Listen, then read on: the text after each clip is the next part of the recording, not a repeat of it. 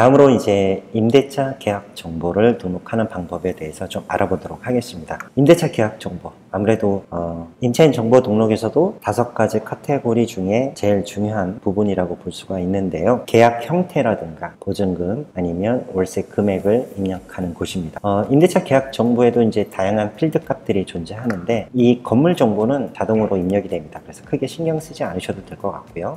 그 다음에 계약 형태, 이거는 월세, 전세, 선납, 그러니까 이제 계약에 대한 큰 형태를 선택을 하는 겁니다. 그리고 계약 조건, 이 계약 조건은 선불인지 후불인지를 선택을 하는 거고요. 계약 기간은 임대차 계약 기간 선택하시면 될 것 같습니다. 그리고 보증금과 임대료 관리비, 그 다음에 부가세, 그 다음에 고정임대료에 대한 월 총액, 그 다음에 연체이자, 이렇게 설정을 하실 수가 있고 하나하나 살펴보도록 하겠습니다. 그래서 계약 형태 같은 경우에는 월세와 전세, 선납이 존재하고요. 월세 같은 경우에는 굳이 설명드리지 않아도 너무 잘 아실 거예요. 매월 임대료가 발생되는 계약 건수를 말씀드리고요. 전세 같은 경우에는 저희가 이제 임대관리인데 왜 전세가 들어갔느냐 라고 물어보시는 분들도 간혹 계시는데, 이 전세 같은 경우에도 보증금 때문에 임대료가 발생이 되지 않지만 월 고정 관리비가 발생이 되는 경우가 굉장히 많이 있습니다. 전세 같은 경우에는 월세와는 틀리게 월 임대료가 고지가 되지 않습니까? 청구가 되지 않아요. 그래서 매월 임대료가 0원 베이스가 깔리는데 약간 다른 임대 관리 방법론으로 저희 개발을 해놨습니다. 그래서 전세도 물론 등록을 해놓고 전체적으로 이제 임대, 전세 같이 한번 이제 구분해 하시면 굉장히 좋을 것 같아서 이렇게 진행이 됐고요.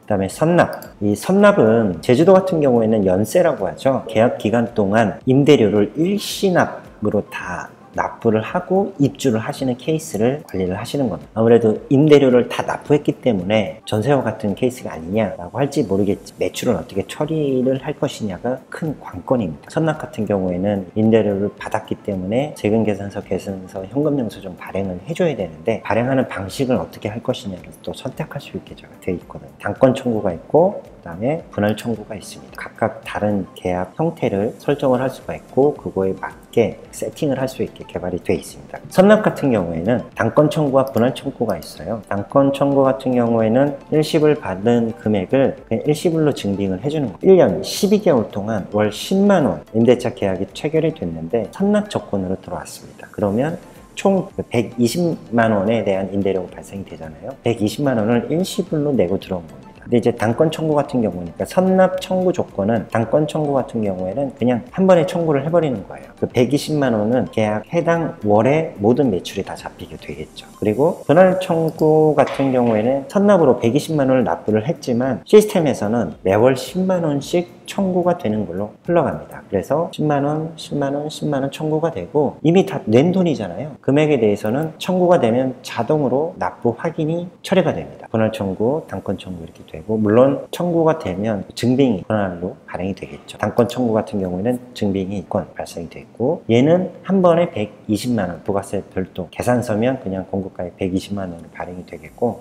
분할 청구 같은 경우에는 10만 원씩 부가세 별도로 해서 증빙이 발행이 됩니다. 그리고 과연 이런 선납은 어떤 케이스에 많이 하시느냐? 단기 임대 때 많이 하세요. 쉐어하우스나 아니면 코워킹 스페이스나 공유 주방이나 공간 공유 사업자들이 선납 형태가 빈번하게 일어나고 있고요. 단기 임대 위주로 들어가는 특색이 있는 지역이 또 있어요. 그쪽은 약간 좀 할인을 해주되 일시불 납, 단기 3개월, 6개월, 3개월 정도가 단기 임대로 볼 수가 있습니다. 단기 임대 때 주로 사용이 돼서 저는 이제 월세를 한번 선택을 해볼게요. 그리고 선불인지 후불인지. 자, 이 선불, 후불도 굉장히 시스템에서는 다르게 해석을 합니다. 임대료가 청구가 될 때 선불 같은 경우에는 살기 전에 먼저 돈을 내고 한 달을 또 사는 거잖아요. 그렇기 때문에 임대료 청구가 첫 달부터 이루어지고, 근데 후불 같은 경우에는 살고 나서 임대료가 청구가 되잖아요. 한 달 지나고 나서 청구가 됩니다. 선불, 후불은 임대차 계약 방법에 따라서 결정을 할 수가 있고요. 저는 선불로 선택을 해볼게요. 그다음에 계약 기간 같은 경우에는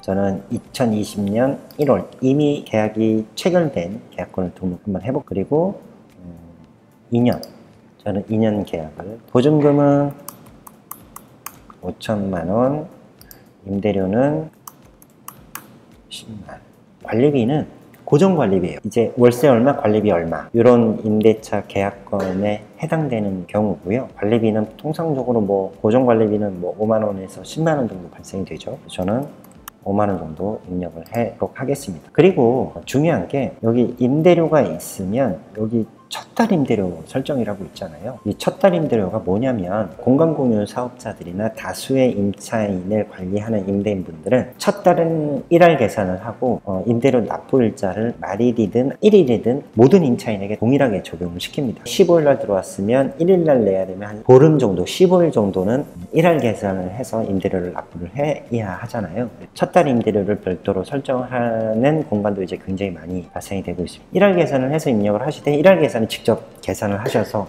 등록을 하셔야 됩니다. 30만 원이라고 했고요.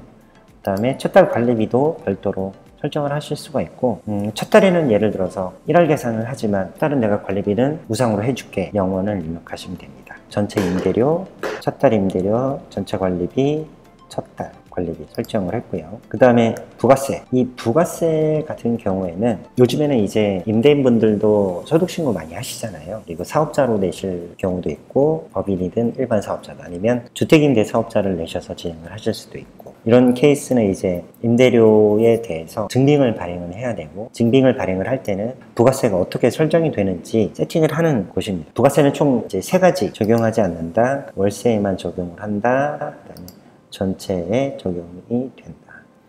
좀 헷갈리지 말으셔야 되는 게 있는데 예를 들어서 부가세를 세팅을 하고 향후에 이제 증빙 설정에서 세금 계산서를 이렇게 세팅을 하셨어요. 그러면 부가세는 월세만 적용을 한다고 세팅을 하고 세금 계산서로 세팅을 한다고 하면 이제 세금 계산서가 발행이 될 때 60만 원에 대한 임대료하고 관리비 50만 원이라는 금액하고 합산해서 65만 원을 공급가액으로 보는 게 아니라 부가세가 어디에 붙어 있느냐 공급가액이 달라집니다. 그래서 지금 월세에만 적용이 되면 이 관리비는 세금 계산서에 발행되지 않습니다. 이 부가세를 어디에 적용하느냐에 따라서 세금 계산서의 공급 가액이 달라집니다. 월세에만 적용을 한다고 한다면 공급 가액은 60만 원만 있어요. 증빙은 관리비 5만 원은 적용되지가 않습니다. 대신 전체 적용으로 설정을 한다라고 한다면 공급 가액은 65만 원이 되는 겁니다. 부가세 설정을 하실 때 전체 적용, 월세 적용, 적용하지 않다든지 이렇게 설정을 하시면 되고요. 지금 방금 팝업이 하나 떴는데 여기 세금 계산서가 설정이 되어 있기 때문에 세금 계산서는 부가세가 있어야 되잖아요. 여기도 미발행을 하고 미적용을 누르면 변경이 가능합니다. 그래서 저는 전체 적용으로 한번 해보도록 하겠습니다. 그러면 자 여기에 부가세 통계가 나옵니다. 고정임대료 부가세 전체 적용을 했기 때문에 65만 원에 대한 10% 6만 5천 원이죠. 첫 달 임대료에 대한 부가세가 있어요. 그래서 첫 달 임대료는 30만 원과 0원 그래서 3만 원 이렇게 나옵니다. 고정임대료 총액 71만 5천 원이죠. 이게 왜 71만 5천 원이냐면 60만 원과 5만 원, 65만 원에 6만 5천 원이 합산된 겁니다. 71만 5천 원이 고정임대료가 설정이 됐고요. 자, 71만 5천 원 이 금액이 아까 입력된 요 입금자 이름하고 같이 매칭이 되는 데이터예요. 이 금액과 아까 입금자 이름과 수납계좌에 정확하게 찍혀야 임대료 매칭이 일어나서 입금 확인이 자동으로 수행이 됩니다. 그래서 고정임대료 총액 요거 반드시 알아봐 주시고요. 그 다음에 첫 달 임대료 총액 33만 원. 근데 여기에서 부가세를 한번 변경을 해볼게요. 월세에만 적용을 한다면 월세에 적용이 된 부가세가 빠졌죠. 그 다음에 미적용 부가세가 다 빠지고 다 없이 세팅이 됩니다. 마지막으로 연체이자. 연체이자 같은 경우에는 굉장히 좀 민감한 부분이죠. 연체이자를 부과하겠다라고 한다면 연체이자를 입력을 하시는 거예요. 입력을 하실 때 여기에서 중요한 게 하나가 있는데 저희 이용 가이드 블로그에서도 보실 수 있지만 연체이주율 같은 경우에는 24%까지 등록 가능하고요. 이 24% 이하로, 그러니까 24% 초과로는 이걸 등록할 수가 없어요. 통상적으로는 12% 정도 입력을 하고요. 그러면 여기 보시면 1일 연체료 계산이 됩니다. 이 계산식은 여기에 있어요. 연체료 공식. 그리고 이 연체료와 같은 경우에는 오늘 임대료가 납부일자인데 연체가 됐어요. 그러면 내일은 213원만큼 더 연체료를 납부해야 됩니다. 내일 모레는 또 213원이 플러스 된 금액이 또 새롭게 청구가 됩니다. 그런 부분을 잘 염두에 두시고요.